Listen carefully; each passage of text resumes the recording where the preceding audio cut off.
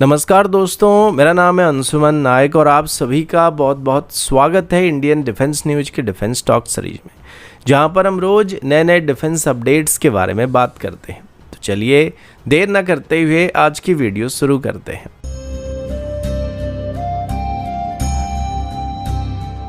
आज की पहली अपडेट इंडियन एयरफोर्स की तरफ से है। रिपोर्ट्स के मुताबिक इंडियन एयरफोर्स की तरफ से अभी अपनी इलेक्ट्रॉनिक वॉरफेयर को और भी मजबूत बनाने के लिए एक advance airborne stand up jammer यानी ASOG पॉड को खरीदने का प्लान बनाया जा रहा है। ये सिस्टम 0.5 गीगाहर्ट्ज से लेकर 40 गीगाहर्ट्ज तक की फ्रीक्वेंसी रेंज में काम करने वाला है, जिससे लो फ्रीक्वेंसी सर्वेलेंस रडार से लेकर high frequency fire control system तक को जैम करना संभव होने वाला है। इन सिस्टम को स्पेशली ट्रांसपोर्ट एयरक्राफ्ट जैसे कि IL-76 या बोइंग की C-17 ग्लोबमास्टर में इंटीग्रेट करने का प्लान किया जा रहा है। इस जैमर का स्टैंड अप रेंज 350 किलोमीटर से भी ज़्यादा होने वाला है, जिससे इंडियन एयरफोर्स के एयरक्राफ्ट दुश्मन के रडार और कम्युनिकेशन सिस्टम से दूर रहकर डिसेबल कर पाएंगे। ये ASOG सिस्टम अपने आप में ही रडार वार्निंग सिस्टम को प्रोवाइड करने में सक्षम होने वाला है, मतलब इसको किसी दूसरे एक्सटर्नल सेंसर के ऊपर डिपेंड करने की जरूरत नहीं पड़ने वाली है। इसके अलावा इस सिस्टम के साथ ग्राउंड सपोर्ट और हैंडलिंग इक्विपमेंट को भी खरीदने का प्लान किया जा रहा है। रिपोर्ट्स में यह भी बताया जा रहा है कि इस पॉड को लगाने के बाद एयरक्राफ्ट के स्पीड, अल्टीट्यूड या मैन्युवरेबिलिटी के ऊपर कोई भी असर नहीं पड़ने वाला है, जिससे ट्रांसपोर्ट एयरक्राफ्ट अपने रेगुलर ऑपरेशन के साथ साथ इलेक्ट्रॉनिक वॉरफेयर मिशन को भी परफॉर्म करने में सक्षम होने वाला है। लेकिन इस तरीके की सिस्टम को डेवलप करने में अभी काफ़ी सारे चैलेंजेस का सामना भी करना पड़ सकता है, क्योंकि एक्सपर्ट्स का कहना है कि 0.5 गीगाहर्ट्ज से लेकर 40 गीगाहर्ट्ज तक की ब्रॉडबैंड जैमर को बनाना इतना आसान नहीं होने वाला। इसके लिए advance antenna, high power amplifiers और ऑनबोर्ड कूलिंग सिस्टम की जरूरत पड़ने वाली और हेवी इलेक्ट्रॉनिक पेलोड को इंटीग्रेट करने की वजह से एयरक्राफ्ट की फ्यूल एफिशिएंसी, स्टेबिलिटी और पावर डिमांड के ऊपर भी असर पड़ने वाला है। अगला अपडेट कावेरी डेरिवेटिव इंजन की तरफ से। कल मैंने आप सभी को बताया था कि अभी DRDO की तरफ से बात ऑफिशियली बताया गया कि अभी तेजस में कावेरी इंजन को इंटीग्रेट करके टेस्ट करने की प्लानिंग किया जा रहा है और आज इसको लेकर एक बहुत ही बड़ी अपडेट सामने आया है। रिपोर्ट्स के मुताबिक GTRA की तरफ से अपने कावेरी डेरिवेटिव इंजन का लेटेस्ट वर्जन को पब्लिकली शोकेस किया गया, जिसमें कावेरी इंजन के साथ आफ्टरबर्नर को इंटीग्रेट किया गया है। ये पहली बार है जब कावेरी डेरिवेटिव इंजन को आफ्टरबर्नर के साथ डिस्प्ले किया गया था। ये इंजन तेजस और घातक जैसे प्लेटफॉर्म के लिए गेम चेंजर साबित होने वाला है, लेकिन इसकी सफलता अभी पूरी तरीके से इसकी फ्लाइट ट्रायल्स और टेक्निकल चैलेंजेस के रिपोर्ट के ऊपर डिपेंड करने वाली है। इनिशियल कावेरी इंजन डेवलपमेंट में फेलियर का सामना करने के बाद कावेरी डेरिवेटिव इंजन को एक नॉन आफ्टरबर्निंग वेरिएंट के रूप में डेवलप करने का प्लान किया गया था, जिसको सिर्फ घातक यूसी में इस्तेमाल किया जाने वाला था और तब इसका थ्रस्ट आउटपुट 46 किलोन्यूटन के आसपास लिमिटेड होने वाला था। लेकिन बाद में इसको मॉडिफाई करने के बाद इसकी थ्रस्ट आउटपुट 49 से 52 किलोन्यूटन के आसपास पहुंच गया था और अभी DRDO का कहना है कि इसमें आफ्टरबर्नर सेक्शन को इंटीग्रेट करने के बाद इसका थ्रस्ट आउटपुट 73 किलोन्यूटन से बढ़कर 80 किलोन्यूटन के आसपास या उससे भी ज़्यादा होने वाला है, जो तेजस मार्क 1 को पावर करने के लिए सफिशिएंट हो सकता है। क्योंकि भले ही अभी तेजस में इस्तेमाल होने वाले जनरल इलेक्ट्रिक 404 सीरीज की इंजन 84 किलोन्यूटन की थ्रस्ट को डिलीवर करने के लिए रेटेड है, लेकिन इंडियन क्लाइमेट कंडीशन में इसका थ्रस्ट आउटपुट लगभग 10% के आसपास रिड्यूस हो जाता है, जबकि कावेरी इंजन के साथ वैसा नहीं होने वाला, जिस वजह से अगर कावेरी इंजन 80 किलोटन की थ्रस्ट को डिलीवर करता है तब भी ये तेजस मार्क बनने के लिए सफिशिएंट होने वाला है। अगर ये सफल हो जाता है तो इंडियन एयरफोर्स को भी इंपोर्टेड इंजन पर डिपेंड करने की जरूरत नहीं पड़ने वाली और तेजस को इंडिजिनस इंजन के साथ अपग्रेड करना संभव होने वाला है। रिपोर्ट्स के मुताबिक इस इंजन को सबसे पहले तेजस की LSV वेरिएंट में इंटीग्रेट करके टेस्ट किया जाएगा और टेस्ट अगर सफल हो जाता है तो इस इंजन को आगे चल के तेजस मार्क 1 फ्लीट में इस्तेमाल करने के लिए क्लियरेंस दिया जाएगा। साथ ही अभी इसकी कावेरी 2.0 वर्जन को भी डेवलप करने का प्लान किया जा रहा है, जो कि 90 किलोटन तक की थ्रस्ट को डिलीवर करने में सक्षम होने वाला है और ये इंजन बहुत तेजस मार्क 1 और मार्क 2 को पावर करने में सक्षम होने वाला है।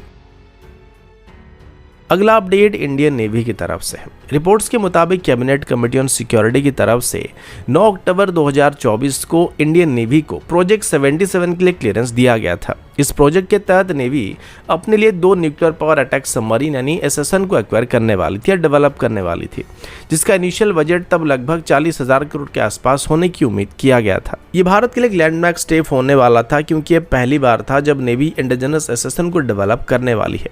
साथ ही अभी ये बात पता चला है कि लॉन्ग टर्म प्लान के मुताबिक अभी 2050 के आसपास टोटल 12 SSN को बनाने का प्लान किया जा रहा है। जो भारत को इंडो पैसिफिक में एक पावरफुल मैरीटाइम फोर्स बनाने में मदद कर सकता है। P-77 SSN को 190 मेगावाट क्लास की प्रेशराइज्ड लाइट वाटर रिएक्टर से पावर किया जाने वाला है, जो भाभा एटॉमिक रिसर्च सेंटर की तरफ से यानी कि बाग की तरफ से भी डेवलप किया जा रहा है। ये submarine nuclear electric propulsion system यानी टर्बो इलेक्ट्रिक ड्राइव सिस्टम के साथ साइलेंट मोड में यानी कि अंडर वाटर कंडीशन में लगभग 25 नॉट की स्पीड को हासिल कर सकता है और कन्वेंशनल सेटअप में इसकी स्पीड 30 नॉट के आसपास पहुंच सकता है, जो कि चाइना की टाइप 093B क्लास से बेहतर होने वाला है। साथ ही अमेरिका की वर्जीनिया क्लास की सबमरीन के बराबर होने वाला है।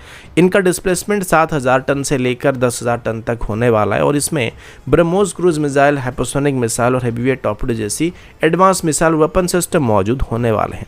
एस्टिमेशन के मुताबिक 2024 में अप्रूव किए गए 2 न्यूक्लियर SSN को इंडियन नेवी में 2036 से 2037 के बीच इंडक्ट किया जाने वाला है। नेवी का कहना है कि इन सबमरीन का डिज़ाइन को कंप्लीट करने में 4 से 5 साल का समय लगने वाला और इसकी कंस्ट्रक्शन को करने में 4 से 5 साल और लग सकते हैं। इसके बाद नेवी की तरफ से अभी मल्टीपल सबमरीन बिल्डिंग फैसिलिटी को ओपन करने के बारे में सोचा जा रहा है, जहाँ पर एक साथ 4 सबमरीन को बनाना पॉसिबल होने वाला है। इसके अलावा Mazagon dock limited, Cochin shipyard limited, L&T shipyard और विशाखापट्टनम की शिप बिल्डिंग सेंटर को सिलेक्ट किया गया है, जहां पर आगे चल के भारत की फ्यूचर SSN को बनाने का प्लान किया जा रहा है। अगला अपडेट इंडियन एयरफोर्स की तरफ से है। रिपोर्ट्स के मुताबिक इंडियन एयरफोर्स की तरफ से अभी अपने टैक्टिकल स्ट्राइक कैपेबिलिटीज को बढ़ाने के लिए एक नई और एडवांस ड्रोन टेक्नोलॉजी पर काम करना स्टार्ट किया जा रहा है। इंडियन एयरफोर्स एक प्राइवेट सेक्टर कंपनी के साथ अभी मिलकर 1000 किलोमीटर रेंज वाले स्वार्म ड्रोन सिस्टम को डेवलप करने की प्लानिंग कर रही है, जिनको दुश्मन की डिफेंसिव पोजीशन और एयर डिफेंस सिस्टम को सैचुरेशन अटैक के जरिए ओवर पावर करने के लिए इस्तेमाल किया जा सकता है। ये सिस्टम लॉटरिंग मुनिशन या केमिकल ड्रोन पर बेस्ड होने वाले, जो टारगेट एरिया के ऊपर लंबे समय तक लॉटर करके ऑटोमेटिकली टारगेट को ट्रैक और डिस्ट्रॉय करने में सक्षम होने वाले हैं। ये ड्रोन ट्रेडिशनल मिसाइल सिस्टम से थोड़े अलग होते हैं क्योंकि ये ऑटोनोमस मोड में ऑपरेट कर सकते हैं और एक साथ कई ड्रोन साथ मिलकर सैचुरेशन अटैक को लॉन्च कर सकते हैं। इन ड्रोन्स का इस्तेमाल enemy air defence system, command centre और फोर्टिफाइड पोजीशन को डिस्ट्रॉय करने के लिए भी किया जा सकता है। ये ड्रोन्स एक एक्सपेंडेबल और कॉस्ट इफेक्टिव सोल्यूशन होने वाला है, जिससे कम खर्चे में बड़ा इम्पैक्ट क्रिएट किया जा सकता है। रिपोर्ट्स के मुताबिक इंडियन एयरफोर्स इन ड्रोन्स को ट्रांसपोर्ट एयरक्राफ्ट से एयर में ही लॉन्च करने का प्लान बनाया जा रहा है, जिससे रैपिड और large scale swarm deployment possible होने वाला है। सोर्सेज के मुताबिक इंडियन एयरफोर्स अभी अपने C-130J super Hercules, C-17, IL-76 और C-295 जैसे एयरक्राफ्ट में एक रियर रैंप लॉन्च सिस्टम को इंटीग्रेट करने का प्लान किया जा रहा है, ताकि ड्रोन को मिड एयर में रिलीज किया जा सकेगा। ये कॉन्सेप्ट DRDO के लोकस प्रोग्राम के साथ भी काफी हद तक सिमिलर होने वाला है, जिसमें स्वार्म ड्रोन को ट्रांसपोर्ट एयरक्राफ्ट से डिप्लॉय करके एक्सपेरिमेंट को कंडक्ट किया गया था। इस प्रोग्राम के अंदर अभी प्राइवेट सेक्टर कंपनी जैसे कि new space research and technology और वेदर एरोनॉटिक्स को भी इन्वॉल्व किया जा रहा है, क्योंकि न्यू स्पेस की सेसनाग 150 सिस्टम 1000 किलोमीटर की रेंज तक ऑपरेट कर सकता है और वेदर एरोनॉटिक्स की तरफ से डेवलप किया गया सूर्य शास्त्र मार्क 1 अभी जेट पावर लॉटरिंग मुनिशन के रूप में इंडियन एयरफोर्स को डिलीवर होने लगा है। तो अभी इन सिस्टम को एयर लॉन्च लॉटरिंग मुनिशन के रोल में अडॉप्ट करने की प्लानिंग किया जा रहा है। अगला अपडेट इंडियन आर्मी की तरफ से है। रिपोर्ट्स के मुताबिक इंडियन आर्मी की तरफ से अपने एरियल डिफेंस को और भी मजबूत बनाने के लिए नेगिव लाइट मशीन गन को एक नई क्वाड माउंट कॉन्फ़िगरेशन में शोकेस किया जा रहा है। ये सेटअप खास तौर पर एंटी ड्रोन ऑपरेशन के लिए डिजाइन किया गया, जिसमें एक साथ 4 नेगिव LMG को इंटीग्रेट किया गया, जो कि लो फ्लाइंग ड्रोन्स को रैपिडली और इफेक्टिवली डिस्ट्रॉय कर सकते हैं। इन सिस्टम को आर्मी की तरफ से सितंबर 2025 में फील्ड एक्सरसाइज के दौरान टेस्ट किया गया था, जिसमें सिमुलेटेड ड्रोन अटैक के खिलाफ 90% के आसपास हिट रेट को हासिल किया गया है। आज की डेट में आर्मी को सबसे ज्यादा खतरा अभी UAV या ड्रोन से होने लगे हैं, जो सर्वेलेंस, प्रिसिशन स्ट्राइक और सप्लाई ड्रॉप के लिए इस्तेमाल किए जा रहे हैं। DJMA के रिपोर्ट के मुताबिक LOC रीजन में हर साल 500 से ज्यादा ड्रोन को स्पॉट किया जा रहा है, और वो भी पीस टाइम में स्पॉट किया जा रहा है। इसी वजह से भी आर्मी काइनेटिक सोल्यूशन के साथ साथ एडवांस सिस्टम जैसे कि DRDO की एंटी ड्रोन सिस्टम और लेजर बेस्ड वेपन को भी डिप्लॉय करने की प्लानिंग कर रहा है। लेकिन अभी हम जिस सिस्टम के बारे में बात करने वाले हैं, ये लो कॉस्ट सोल्यूशन होने वाला है। नेगिव LMG, जो कि इजराइल एरोस्पेस इंडस्ट्रीज की तरफ से डिजाइन किया गया, ये 5.56 स्टैंडर्ड की एमुनिशन को फायर करता है, जो कि मिनिमम 1 मिनट के अंदर 700 राउंड से लेकर 1000 राउंड को फायर कर सकता है। इसकी स्टैंडर्ड वेरिएंट्स में 150 राउंड वाले बेल्ट फिट मैकेनिज्म का इस्तेमाल किया जाता है और इनका इफेक्टिव रेंज 800 मीटर के आसपास होने वाला है।